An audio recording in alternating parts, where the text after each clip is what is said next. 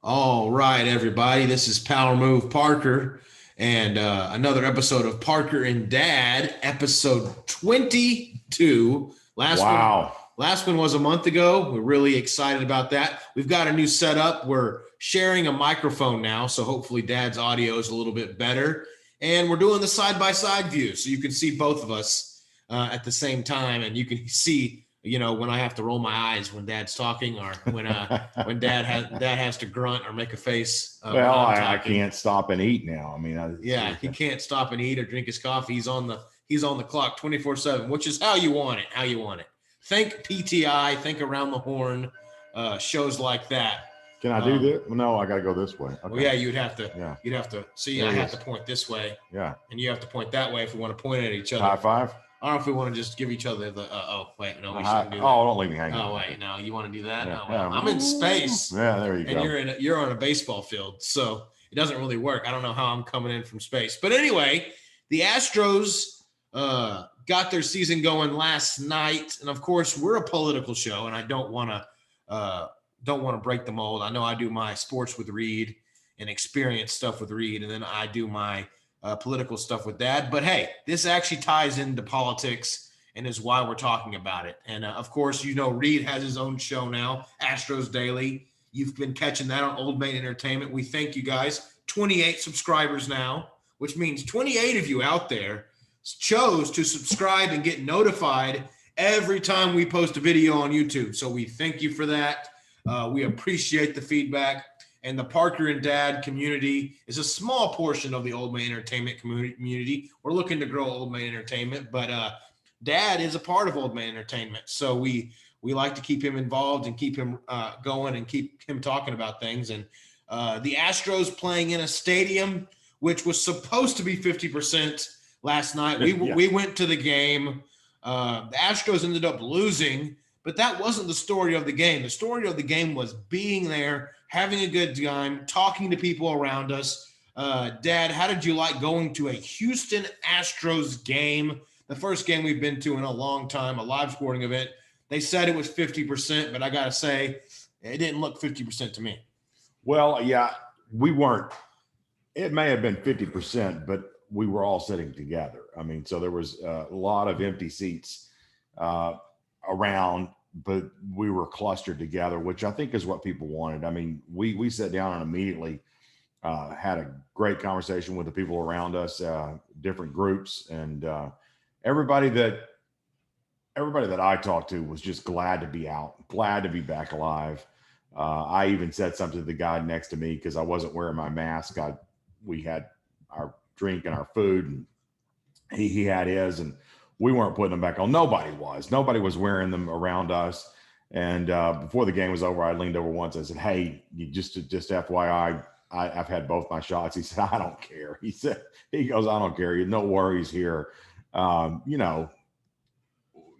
going to be responsible." I mean, we weren't right into each other's face. We certainly weren't coughing on each other. We were enjoying the game. The guy that after the game that we talked to as we went back to our parking spot, he said, "Man, everybody's just glad to be out of the house." He said last night people were saying it's just great to see other people, to talk to people in the flesh. Yeah. Win or lose. I want the Astros to win, but they've done. They're 6-2. Only the second loss of the season. They're 6-2. They're doing all right. And good game. Had fun. Loved it. Ready to get out. Yeah, so I agree with that. I think it was awesome to get out, and we saw Lance McCullers. We'll talk about the start more with Reed's podcast. Dive into Lance McCullers' outing.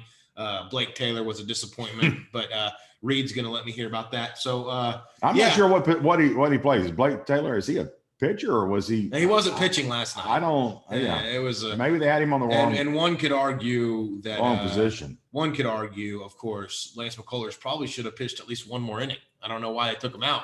Well, Abreu pitched well. I know. Yeah, but you could have pushed McCullers back. Abreu could have pitched 2 or 3 innings, and then. Well, I mean, it is the. Blake Taylor would have never had to pitch. Is my point. Yeah, I'm not sure why the decision on McCullers. I didn't get to see the pitch count because I just. Well, he must be on some kind of pitch count. So I think he was higher in the pitch count. This is something. And Abreu was going. He was up to re-go through the lineup. So he pitched to everybody. So he pitched 9 batters. Well, and you don't want a reliever pitching two times through the lineup. And but so, yeah, you could have had McCuller pitch a little longer, is my Yeah. point, and then Abreu could have been pushed back. And yeah, there could have been things done differently, but I'm sure Reed can break down why on Astros Daily. If he hasn't put out a podcast yet, he probably will. I know he's going to talk a lot about Joe Musgrove, former Astro, pitching a no-hitter. That was big. He pitched a no-hitter against the Texas Rangers. So congrats to Joe Musgrove. We love the guy. He was the guy that after the Astros won, he was chugging beers in the locker room. He was one of the boys that really hung out with. He was a man's man. He was a good guy I would root for, and I'm proud of Joe Musgrove going back to his hometown of San Diego to get that no-hitter. The Padres are looking very good. I think, what was it? Just one walk from a perfect game. Yeah, I think he was close to a perfect game. I mean, that's just unbelievable. No-hitter, perfect game. You really just pick. I kind of looked up there. I think there's less than 20 perfect games in history of baseball. Well, it was the only. And he was one play. Well, he was the batter. He was the only no-hitter in San Diego Padres history. I mean, that's historic. So, and it's against the Texas Rangers. So always fun to get a nod against them. But back to the thing of it. So we were sitting by people. There was some people behind us, a nice family, a man, his wife, and a daughter, and she was having fun. You know, she thought it was football the whole time. She kept saying, first down, which, you know, kind of annoying, but, you know, we got through it. We made some conversation. It was a sweet time. And he was just talking about how he got off work and he was just coming to the game. He was having a good time. He was not wearing his mask at all. He was chilling. The guy next to Dad was a nice young man, sells batteries for a living. And, you know, he was talking about his life, his career, and he had a girl with him. I guess they were married or not married, but they were together, and he was having a good time, and he was respectful and talked to Dad a while. And then there was some girls sitting in front of me that kept taking pictures of my knees and my legs, and I had to photobomb them a couple times because they kept taking selfies, and I was in like 5 of them, so they're going to see me in the pictures, but that's fine, whatever. I guess I don't get photo cred, but so yeah, it was just a fun time. Everybody was, you know, you had a girls' night out, you had a man and his girlfriend, you had a man and his daughter and his wife taken to the game. There was so many different people here. Nobody really caring about a mask. A lot of people had their mask around their chins. And I'm not saying this to say, yeah, no mask. That's cool. That's awesome. I'm telling this, people are ready to move on from COVID. People are ready to move on with their lives. I'm ready to move on with my life. And we got in there. And we were kind of making a joke of it too, because they said, as long as you're actively eating or drinking. Well, me and Dad looked at each other, you know, I'm always actively two eating big, larger men. We were like, well, that's easy. We can do that. So we were like, challenge accepted. We went to Chick-fil-A. We got us some big margaritas. They're called Yard margaritas. They're kind of expensive, but I think it's worth it. I think they were pretty good. Well, I was able to drink it the entire game. So yeah, I actively drank the entire game. I think it did its part. Yeah. It was a big margarita. And it worked out. I mean, I had to have my reason. Oh, man, but it was fun. I mean, we definitely want to go back. This is not going to be our last game this year. We live close enough now to where we can go. And I know that makes Reed jealous when we're this close to Houston Astros. You know, we're 20, 30 minutes away from Minute Maid Park. I mean, it's awesome. We drove right down there. It was a nice experience, and they had the signs for the mask, and they kept making announcements about it. But the people there didn't enforce the rule. They had to cover their ass. You know, it's kind of like a CYA move, how they cover your ass. You know, it's a business move in case, I guess, Justice Hidalgo or Sylvester Turner ever decide to make their way down to the ballpark. They would have to say, oh, well, at least they're telling people to wear masks. But I mean, you can see on TV, you can see everybody. They're not, and supposedly 50%. I don't know about you, Dad, but I'm more of a math guy, I guess, than you. But as far as geometry and just looking at the space of it, I saw some empty seats, but I gotta say, it wasn't 50%. It had to be at least 60, 65% full. You know, yes. It looked full to me. The Crawford boxes were packed, and the outfield was packed. And I think, again, I've said this from the beginning. I don't make a lot. We've had friends, people that we've known that have died from COVID, very serious illness. It is. There are a lot of things that can hurt you and kill you that are serious. But I think as Americans, we have to be given the information, and then you make a decision for you and your family personally of what you think you need to do. And I think everybody there was respectful of each other's space. and that's how America is. And to say that people were there just recklessly disregarding it, no, people were there having a good time, being careful to the extent that they needed to be. Some people were in masks. There was nobody. I didn't see any incidents of anybody looking at someone or being upset that, oh, well, you're not wearing your mask, or, we stood in line to get our food. We stood in line and everybody was just spaced out. Everybody was careful of their space. If they were with somebody, they were talking and they were there, but everybody was cautious. If you met somebody coming in or out of a hallway or a corridor, then people would kind of stop and pause. And so I think, again, we will adapt. That's the gentleman next to me. We're talking about, humans. COVID has changed everybody's life, but he said, but we will reinvent ourselves and we will adapt and we will go on. He's a smart guy. And I really like listening to these conversations. And I said, absolutely. I mean, there's created opportunities for other businesses, and I know it's hard. They were having a conversation about, they come very often, him and the gentleman that was behind him, and about the disappointment that some of the local bars in the area had been closed that they had gone to. Yeah, they started naming a lot of local bars in Houston. One thing I noticed about the stadium is, I would say 50% of the vendors were closed. Yeah, I couldn't get Papa John's, couldn't get my racist pizza. I was really looking forward to that changed, and I'm not sure why that was. If they just said, well, there's not going to be enough business. I don't know. But again, at some point, we have to move beyond this. Maybe masks do help, and that's great. But I think also using common sense helps. And you and I both, and that's what I told the gentleman, look, I've had both my COVID shots, and so at some point, I'm not wearing a mask anymore. I've done what I was supposed to do. I'm careful and respectful of how close I get to somebody. If I feel threatened, I'm going to back up from somebody. I'm not going to get in that space. I do the same thing with the flu. I mean, when the flu season's going on, you wash your hands and you don't, get. So again, allow people to do what they need to do. It was great to be out among other people. I think the excitement of the game and the noise level and all of that was great. I think just what it is therapeutic for people to get out and to cheer. Everybody was excited. Everybody you could see was laughing, having a good time. I think it just means a lot for people to be able to get out and socialize and to see other people and the chants and the things. And everybody was, you could just see the interaction between. I've been to a lot of games, a lot of different sporting events. And yeah, you have a camaraderie, the people around you, and you do, but to see the number of what was clearly people that didn't know each other having conversations. Yes, this was a different game. This felt like no matter where you went, if you were in line, a lot of times, people on their phones, or they're just trying to get through. This almost felt like a playoff atmosphere. Wherever you were, people were having conversations. These were excited fans. I'm sorry to interrupt, but these fans, the stadium got loud at times. The Astros lost, and there were still people like getting loud and vocal, and it was a boring game for the most part. But the interpersonal skills, the people of having conversations with other people, because when you go to the playoff, everybody's like, "Oh man, yeah, it's great," and you have conversations where if you go to a regular game, that's what exactly was going on. Yeah. When somebody would see somebody, no matter what, they would hear your conversation, overhear you, and then they would turn around and whatever. And a lot of times, in a good way, a lot of times that is, people, why did you listen to? No, they don't. Yeah. Now it was that. They were anxious to have interaction. Yeah.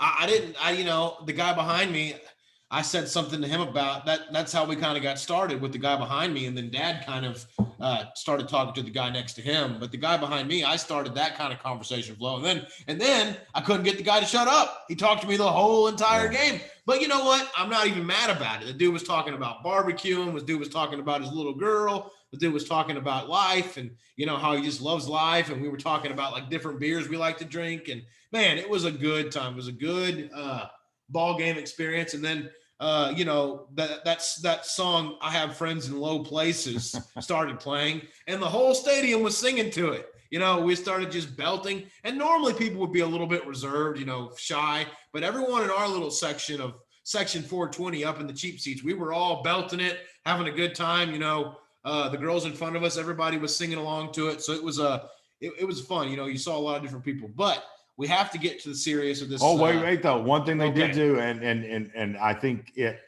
is a violation of COVID thing, is they still had the kiss cam.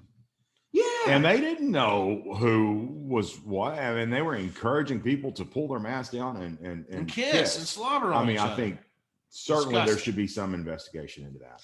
Kiss cam needs to be outlawed. Absolutely. If we're we gonna have do this. to outlaw that. We've outlawed everything else. We have to outlaw the kiss cam. Yeah, I think we've had too much fun. Cancel. I think cancel. I think fun should be canceled. I think anything Absolutely. should be We canceled. can't be kissing each other. Ugh, disgusting.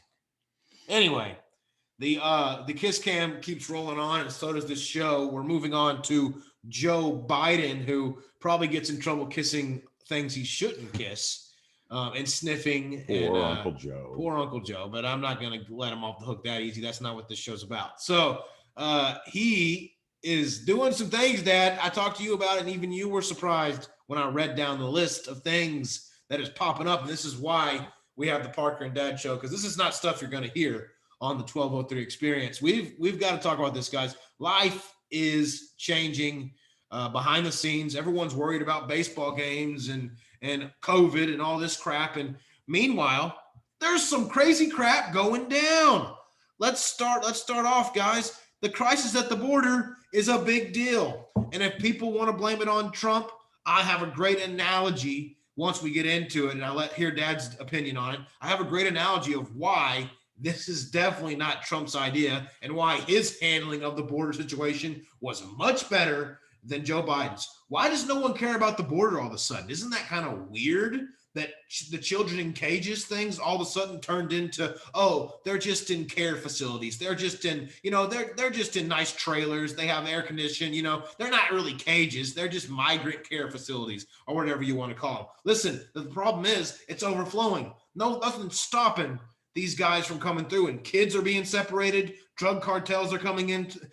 We've seen violence close to home. I mean, in Pasadena the other day, right close to home, there was a drug cartel related incident. A guy got his head cut off.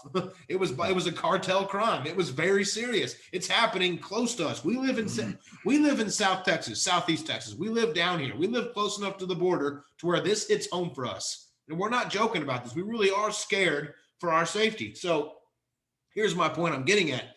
Biden appointed his czar, which I always thought was weird. What are we, Russia? What are we, communist? Why do we have a czar? What the hell is a czar? Well, I mean, I don't know where that all started, but everybody puts somebody in charge. They have to call him a czar. Yeah, we're basically a communist country now. But Biden's border czar to depart amid surge of migrants. Can't use surge. It's not a surge. Oh, can't use. Well, that's Politico used it, not me. I'm just quoting Politico. It's a racist term. It's a racist term. Well, whatever. A surge of migrants. Roberta Jacobson will leave the administration. Okay, by the way, Biden didn't take over until January. So she's been in for 3 months, and now she's leaving because the situation is so bad. She can't handle it. She's just freaking out. She just doesn't know what to do. Roberta Jacobson will leave the administration as it continues to struggle with high number of migrants at the southern border. And so this is the person Biden just hired, obviously in January or February, just got appointed. And they said she's going to leave at the end of April, after Biden's first 100 days or whatever it's called. That's when she's heading out. So Roberta Jacobson, Biden appointed her, and now she's quitting because she can't do the job because things have just gotten so bad under Biden's policies, and I guess her policies too. She's definitely helped with it, but it's a bad situation at the border. Why is no one talking about this, Dad? Why is this not a bigger deal? Well, it's the rhetoric. I mean, cut through the whole thing. I mean, rhetoric on both sides is out of control. I have no doubt that the people at the border and even liberals and people in those positions care about other people. I mean, I know liberals think they have the market on caring for people, but I also have no doubt that Trump and his people cared about people. So you cut through all of that stuff. I mean, they wanted to say, "Oh, Trump, look, put him in cages,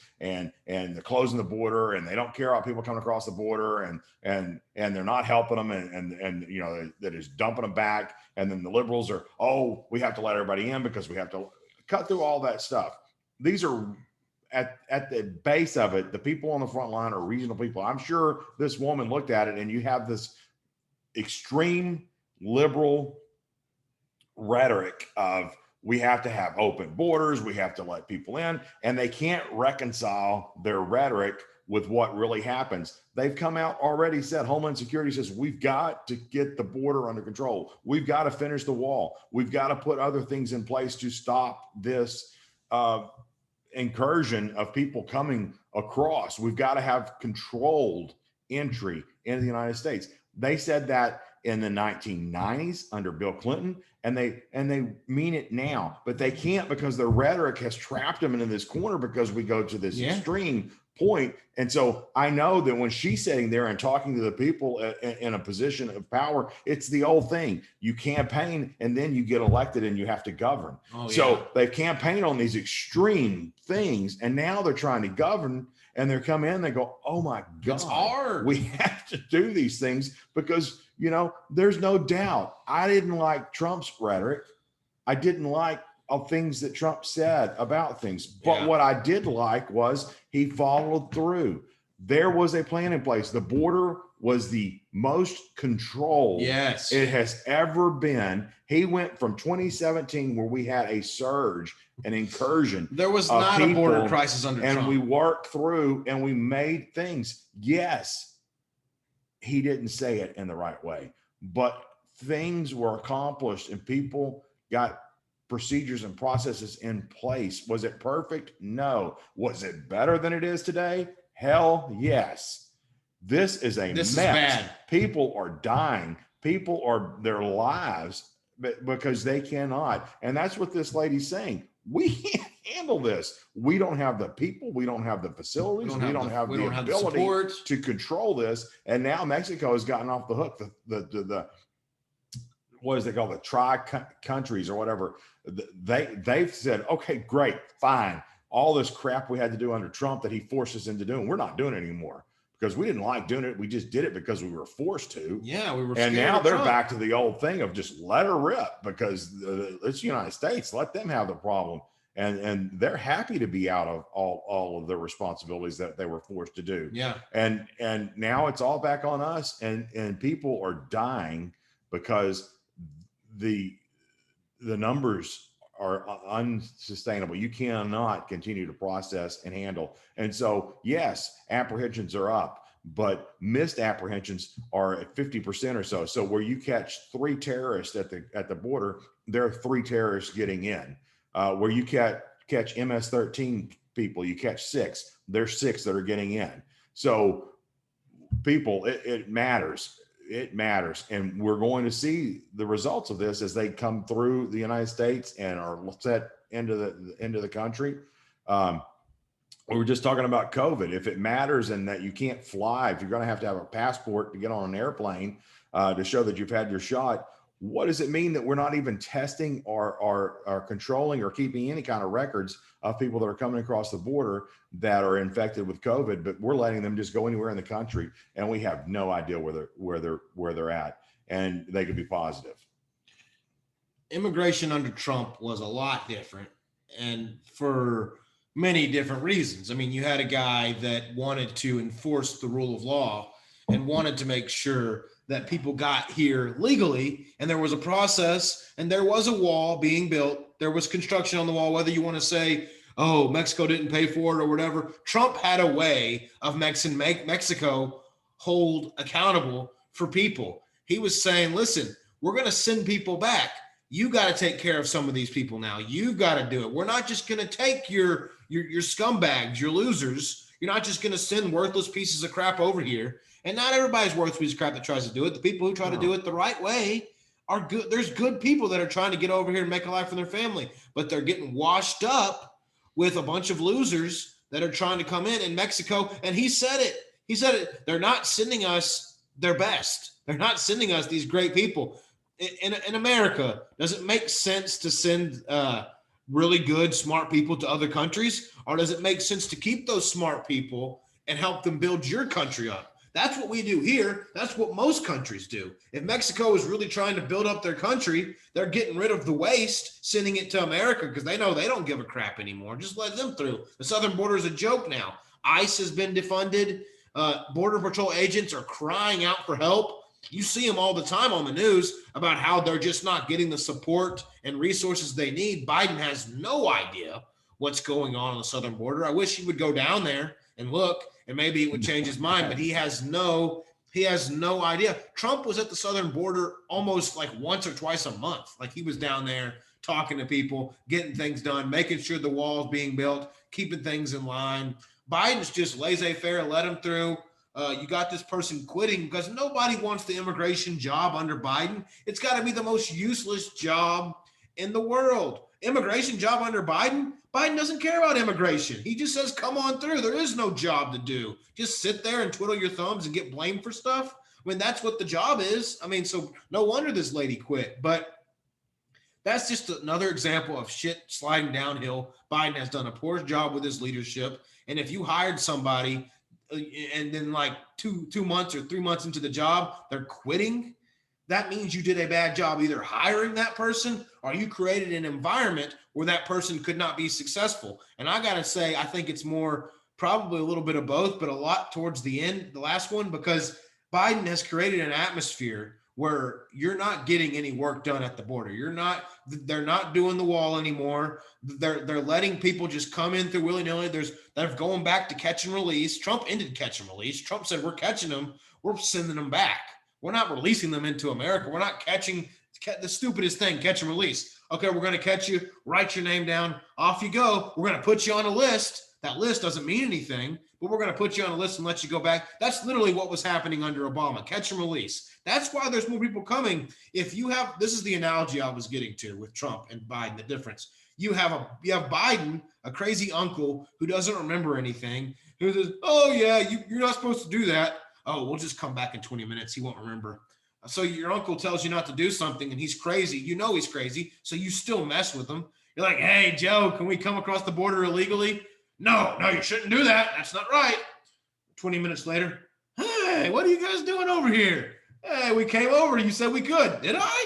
Oh, I guess I did. I believe you. And then you had a strict dad, Trump, who wanted to play by the rules, who said, no, you can't come across the border. You knew you couldn't get away with coming across the border with him in charge. That in turn, and this is what I'm getting at, when you have a guy who enforces the rules, people pay attention to that. Mexico's like, oh, we can't just send people over now. We can't just go over the border. There's going to be repercussions. There's going to be consequences for our actions. With Joe Biden, there is no consequence for our actions. Russia's making fun of us.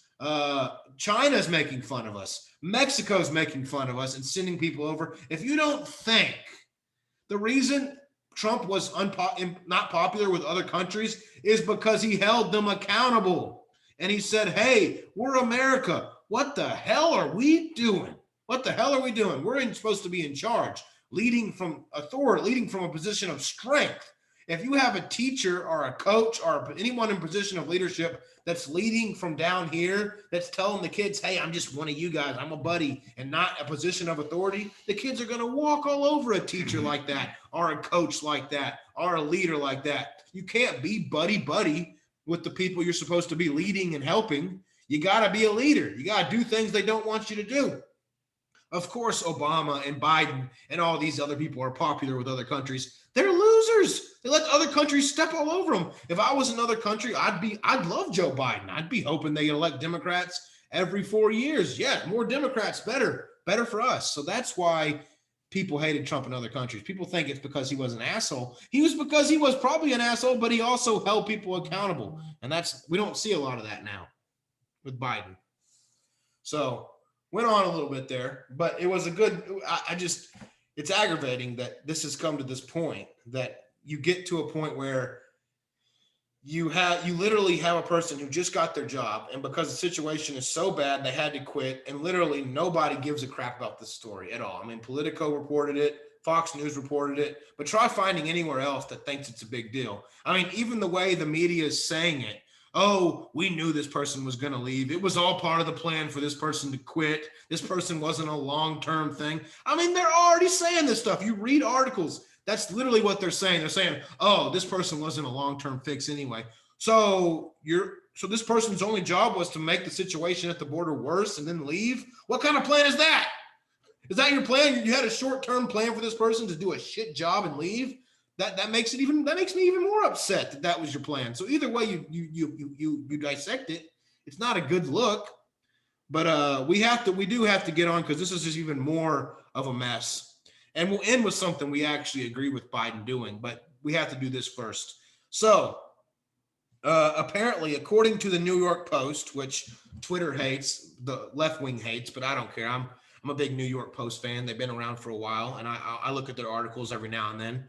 And they came out and they had an editorial, and of course it said that it's a really bad idea to pack the court. They said packing the Supreme Court is a terrible idea and always has been. President Franklin Roosevelt, FDR, very liberal person, sought to enlarge the court simply so he could appoint a majority of the justices. So this is right out of the FDR playbook, and we know he sends us on a path. Dad can talk to you about FDR and what that happened with the country and what path that sent us on. He failed badly because even his own party at the time, FDR's own party, the Democrats, said, whoa, this is a bad idea. Because his own party recoiled at the naked effort to end the Constitution's checks on his powers. If you expand the court, there's basically two executive branches. There is no judicial branch. The judiciary is gone if you expand the court and make it to where one party has a lot of people. So why am I bringing this up? Joe Biden said he wouldn't do it, right? In the campaign, remember, he said he wouldn't do it. So why am I even talking about this? Joe Biden's going to keep his word. He's a man of his word. He's done good on immigration. Oh, yeah, he's done good on that. And he's going to keep his word about court packing. Trust me. Oh, wait, no, he's not. So it's obscene that President Joe Biden is even entertaining the move. Is he entertaining the move, or he's about to execute the move? Let's look into it. So Biden is appointing a commission to look into the idea. One, the White House says will be a bipartisan group of experts on court and the court reform debate. Dad, whenever they say bipartisan, what does that really mean? Well, in this case, he's already talked to everybody and he knows which way they're leaning. Let's hope that that's just a bone to quiet the lefties down, not to start something more. So he started a bipartisan group to look into a court reform, to have a debate about it. So he's starting it. He's starting the debate up again, a thing he refused to answer Trump on. Trump said, are you going to pack the court? Are you going to pack the court? And then eventually I think he came out and said no, but it's because he was pressed against the wall by Trump to do it. And now he's entertained. Trump's gone. I don't have to worry about him for a while. I can do this now. No one's going to hold me accountable. So again, the guy holding people accountable is gone. Biden's going back to his crazy lefty ways that we warned about of packing the court. And this is not just, okay, 9 people on the Supreme Court, 1 dies, and you put a lefty in there. That's fine. That's, whatever. You put your guy in there with some. That's what Trump took advantage of. Trump had a lot of people passing away and, retiring or whatever, and he was able to appoint his conservative justices to the Supreme Court. That's completely fine. What Biden is trying to do is add more numbers to the justices so we can get young, left-leaning people in there so they can rule the judicial branch forever, which means no matter who's president, no matter who's in Congress, the Republicans will never get a say, and they can literally decide what's constitutional and what's unconstitutional for years and years and years to come. This is why it's a bad idea. This is why we wanted to vote Trump in, to keep this from happening. And it looks like we're on the first step to, he's entertaining the idea, which to me seems like he's in the first step of doing it. Don't you think? Yeah. And this, go back and look at history of how the Constitution established. And it doesn't specify the number of justices. And we've had different numbers of justices, but we've settled on 9, and it's been this way for many years. I don't know if it's a full 100 years, but it's close.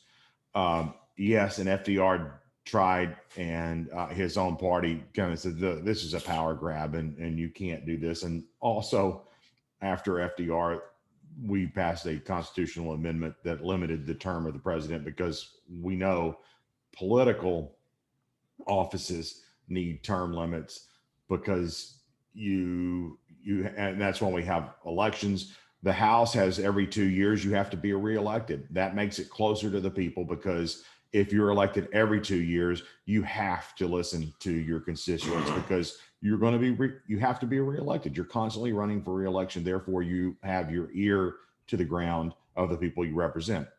Where the Senate is a deliberative body, they want you to be able to think and have a little more thoughtfulness behind. And you're locked in for 6 years, and you're locked in for 6 years. Then you have the Supreme Court, which is supposed to be non-political. Therefore, it's a lifetime appointment. You don't have to run for reelection. You get to vote your conscience when you're deciding a case, because we want you to be deliberative and thoughtful, and to follow the law. And you really don't get elected by people at all. But you're just. But the backstop on that is, if we look at appointees from the Republican conservative presidents, some people would say have been disappointments, because they were more left-leaning than we thought. You know why that is? Because when they wrote the Constitution, they said, oh, we need to have a lifetime appointment, and the president gets to appoint whoever he wants, but we have the consent from the Senate. And that means that, they get to also look at it. So there are times when you've appointed someone that they felt were too far right, and because the Senate has been left leaning, we've never had, or very seldom had, a supermajority in the Senate, meaning that we had more than 66 Republican conservative senators. Therefore, when you put someone up, you've got to be sure that they can get confirmed, because you have to pass the Senate approval.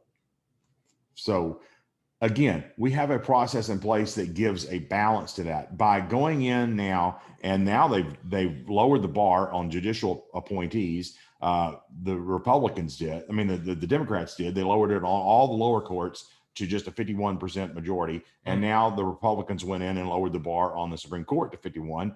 So not a real good thing there. And then to blow that up and say, now we're just going to open the court up to whatever number we want, so that we can get more appointees on the court. And now they want to put term limits on the court, so that if you have someone you disagree with, they won't be there forever. And so now they're limited to basically the way the founding fathers tried to set this thing up. So it does away with, the reason I went through all of that, I know long, is that there was some thought behind how this was all created, and it's worked for 250 plus years. So maybe we ought to slow down and think about it. And one last thing, if you want to listen to the people that know, and you say you're going to put a commission together and you're going to get thoughtful people, which we don't know who these thoughtful people are, you have two people that you've always respected as standouts. When Ruth Bader Ginsburg died and we had all of her things, she was a legend in the law, and she was for the rule of law, and she was a fighter for the small person.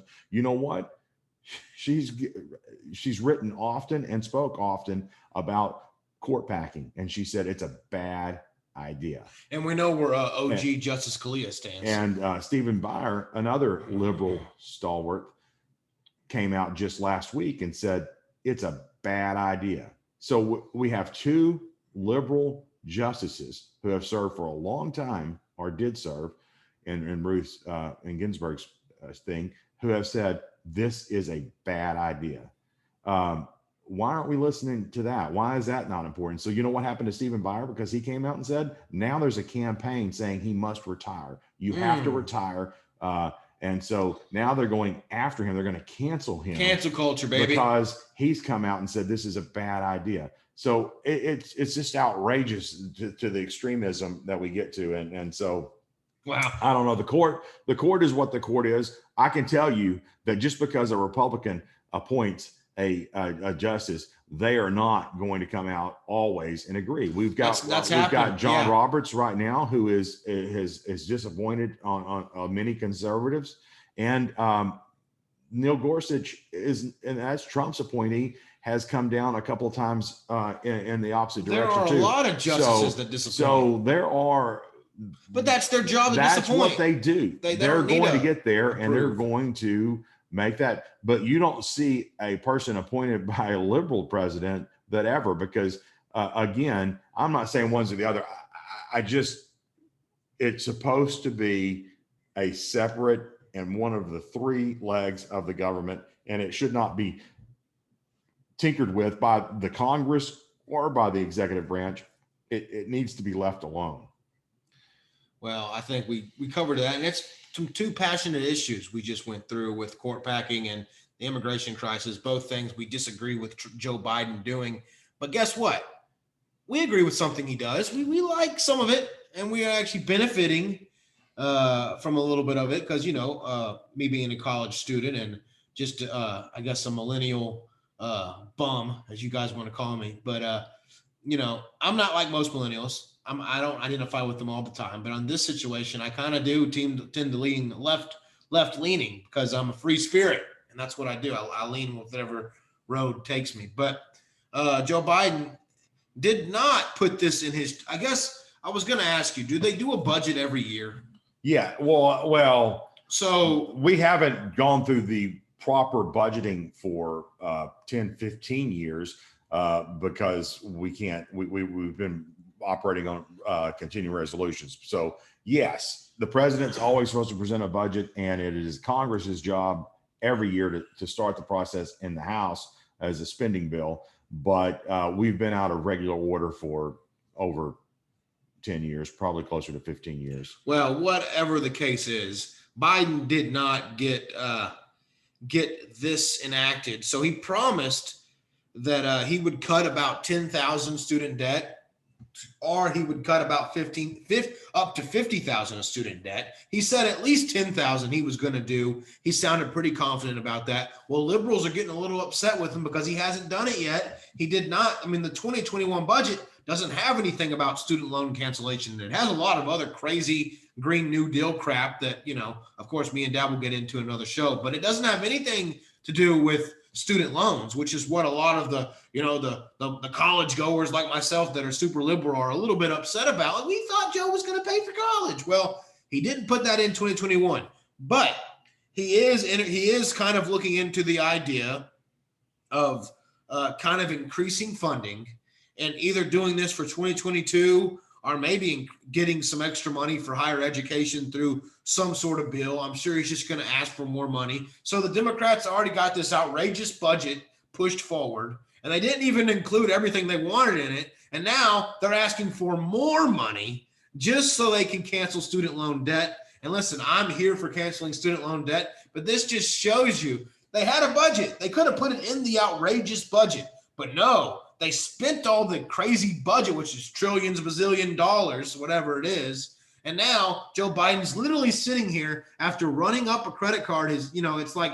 he's like a teenager that daddy gave him a credit card. And now he's used it all up. And now he's crying home to dad saying, hey, I want more. I want to pay for my friend's college. Well, Joe, you can't just ask for more and more money, except if you're the president of the United States and a Democrat, then obviously you can keep asking for more. That's exactly what's happening here. I'd love to cancel student loan debt, and I'm all here for it. This just seems like this is actually going to turn into me knocking Joe Biden again. I'm sorry, but this just seems like an ineffective way to ask for money, don't you think? I mean, you already had a budget for 2021. You didn't get what you want in that budget, so you're asking for more money like months later. So, what's the point of having a budget if you're just going to go over the budget?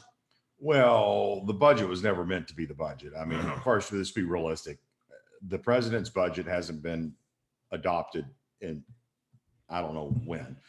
So it's never was a serious thing. That is a campaign. So why do they do it? It's a campaign instrument. It is. That's one of the stupid things about this country. Then, if the president absolutely, do a because budget, it never, ever was intended to become law. It is something that they can put out there and say, look, we tried. And that's all it was for. That's absolutely all it was for. Well, and then they didn't even do that well because they've now pissed off their far left base who they promised Bernie they would do certain things. And Bernie's AOC. So now they're all mad because, well, it wasn't included in the budget, and the budget was never intended. I think they just had to finally say, we've got to stop, because we've got to at least have some resemblance that we're serious about this, because it's outrageous that they could ever even put that out there, some of the stuff they're asking for. And they have this true trillion or nearly whatever it is spending bill for infrastructure that 10% of it goes to infrastructure, everything else goes to all of the other things. So I don't know, it's just it's hard to even talk about, because it's not even serious. The amount of spending and the position that our economy and our the debt that our government's in, and the things that they're proposing, that the economy and the debt is outrageous. It works only if you're growing the economy and doing the things that are necessary, and we can argue about what that is.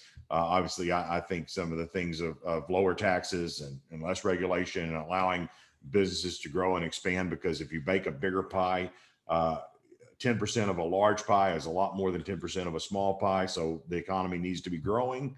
And all of the things that Biden and his people are doing, most think are going to shrink the economy, and therefore you're baking a smaller pie.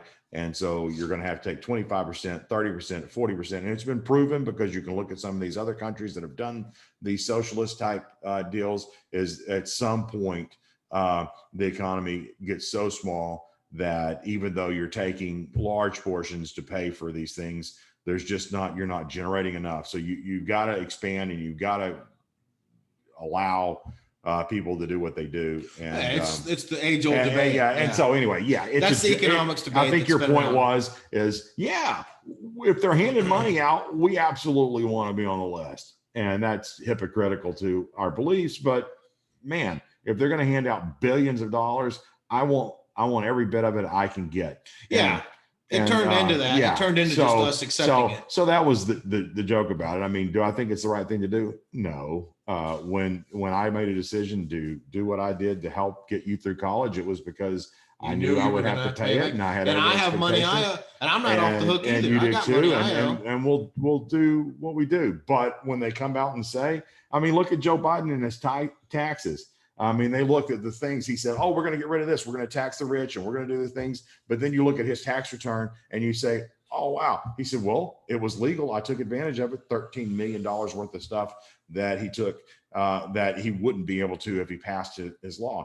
Did he take advantage of it? Yes. Did Trump take advantage of the things that he said he wanted to get rid of? Yes. Because we're not stupid. We're not stupid. If they're going to give it away, we're going to take it. Yeah, Donald Trump talked about how the loopholes Barack Obama made in his tax law was how he was just so smart and ahead of everything that he's like, yeah, I'm going to do the loopholes. I'm gonna pretend I've done this to get this, and people do it all the time.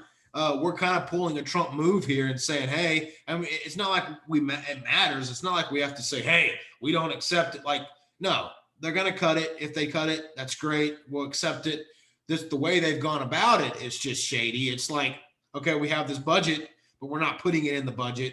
We're going to add it to the budget later after the budget's been set. Like, what's the point? You have Democrats in you have Democrats in the Senate. You have Democrats in the House. You're about to pack the court. Like, why are you hiding anymore? If I was a Democrat, I'd be like, yeah, we're spending money. We're going to just go all out with it. Joe Biden's still trying to kind of maneuver and trying to unite us, but Republicans see through the BS. Democrats are like, why are you saying this when you're like, Democrats are starting to see through the BS too. And so now this is why Joe Biden's path is running out. I mean, I really do think, to end it, if he makes it to 2022, which is the midterm, I know, I'd be surprised if he does 2 full years. They may switch something out then. Because midterms are coming up and the Democrats aren't looking. I mean, I know it's shocking, but with the whole Georgia thing and how the MLB is treating people and how Republicans are kind of looking at left-leaning things, it seems like Republicans are really motivated in 2022 to take back the House and maybe take the Senate. I don't know. Maybe they'll take 1 or 2.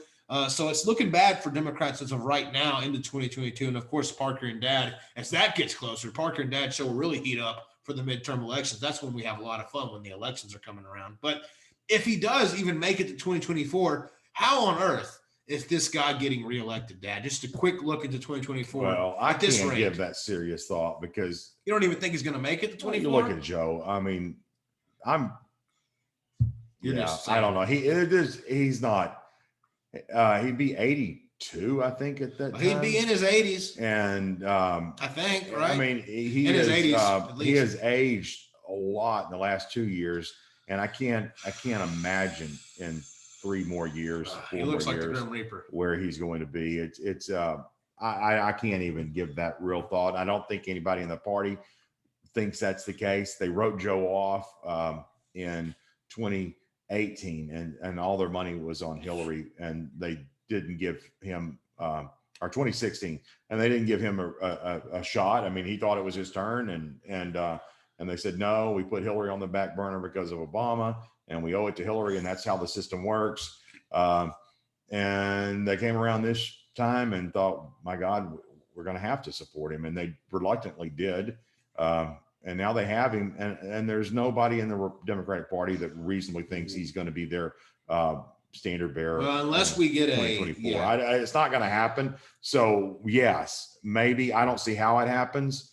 But unless COVID is still a thing in 4 years, which God forbid, unless COVID or some other virus comes in, unless you have a string virus that shuts everybody down and you can blame it on somebody, which you really can't blame on anybody because Biden's president, Trump's not president. They blamed COVID on Trump.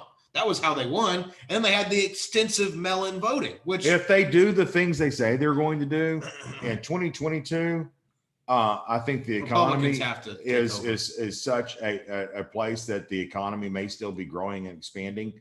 And I think that COVID will be declining still in 2022. So unfortunately, I think Trump hurt himself by doing the things because he did so many things that he promised he would do, and so many things it was just unique that he stuck through and pushed through, and he was able to accomplish so many things that I think the economy will still be expanding because of the things. I don't think that they can destroy it that fast. Well, the U.S. economy has always been hard to destroy. And I think that with the things he put in place for COVID, that we're going to see the continued and all of that goodwill, because American people and voters don't really think that hard, I guess. I don't want to be critical, but again, the goodwill will go to Joe Biden and their Democrats because they're in power. And although historically in the first term of presidency, they lose, I think there's a chance that the Republicans still will suffer because people vote their feeling and they'll feel, oh, things are pretty good, and they won't.